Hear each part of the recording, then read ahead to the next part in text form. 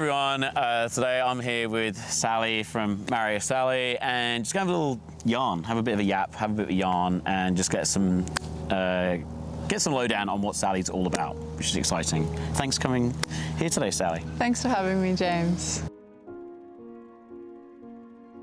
I have been a celebrant for almost 9 years, so that is a considerable amount of time when I think back through. I was very incentivized to become a celebrant in anticipation of marriage equality. So for a couple of years there, I was purely marrying heteros, but knowing that marriage equality was so close, I knew I'd be able to start marrying all the people, and that was huge motivation for me because love is for everyone. And being part of the queer community myself, that was also really important and very near and dear to my personal story as well. To complement my carpentry apprenticeship, being a celebrant was a wonderful income on the side to boost my carpentry apprenticeship. So that all sort of coincided.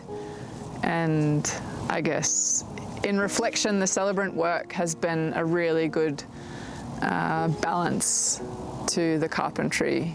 There's a kind of like a soft energy to celebranting, and to carpentry it's a really kind of, hard slog, I guess. One of the most memorable, that's a tricky question. I have this memory of my older brother when we were younger, and still to this day, the most recent movie he's watched is his favourite. And I have a feeling towards the weddings that I've been involved in, the most memorable recollection would be the most recent wedding.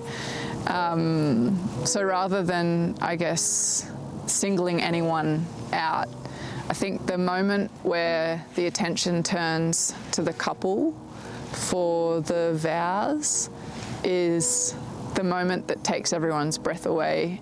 And whether or not they've taken the time to come up with their own individual vows, or they just want to share a really generic type of vows, I feel like that's a really special part of a ceremony, and one that I really encourage couples to take their time in.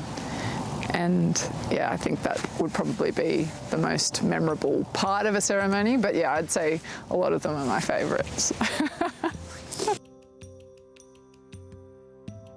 I have a personable nature. I think I'm pretty relatable as a human, and I try and make that a point of how I go about things.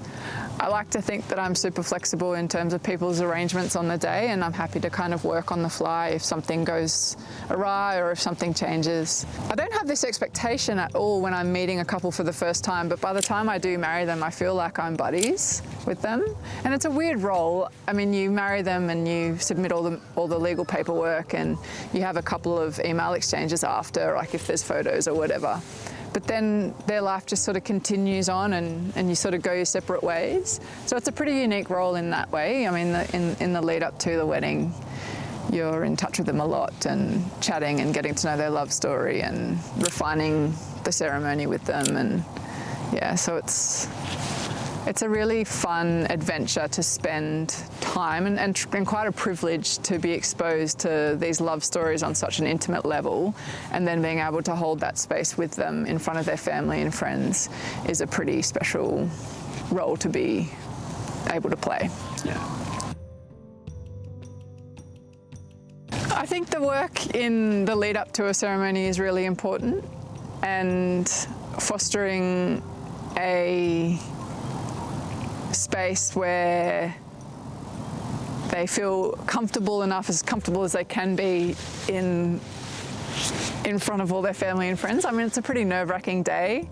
A lot of it can just be a blur, but encouraging them to simply take their time with their vows, have those moments with each other. Whilst there's tradition, I guess, and for some people they're more concerned with tradition, which is perfectly fine. Like, I'm in support of that if that's what they want. But just recognising that there is no right and wrong. They can do whatever they want with each other during the ceremony. They can just be in each other's space. They can kind of block out everyone. They can be embracing everyone. And I think just having them recognize that there's no one formula for a wedding and how it should play out. And I like just sort of, sitting in that area of blur and just having a chat with couples and being like, let's strip this all the way back and you imagine the exact day that you're after and let's create that. If couples are a little bit unsure as to what they want to do, I guess I have a beautiful backlog of ceremonies that I've been involved in and different vendors that I've worked with and different vibes that they've, I guess, created from their perspective as well. But if I get a vibe for a particular couple, I might share an example of a ceremony that I've shared previously, given, if a couple wants to elope, then hey, we can strip it all the way back and just do something really bare, or we can be really elaborate and take people away on this story and, be really kind of absorbed in the finer details of why they're here or what their story actually looks like. But also, I guess the Q&A that we share and, the couples then develop their responses, I then work into the first draft, and that draft becomes a working document for months. And I think that for the couple to know exactly what I'm going to share, and that's, I guess, part of being authentic too. I don't ever drift away from a script. I wouldn't want to surprise a couple with me just like ad-libbing through their ceremony, which is good for me, I guess, too, in terms of being prepared. I'm just completely sort of like with them, and whatever we've discussed is whatever I'll share, which I think is important too for peace of mind for couples sometimes. I think weddings are a very, very special gathering of people. People have made a very conscious effort to be there, and I think what I'm most proud of is people choosing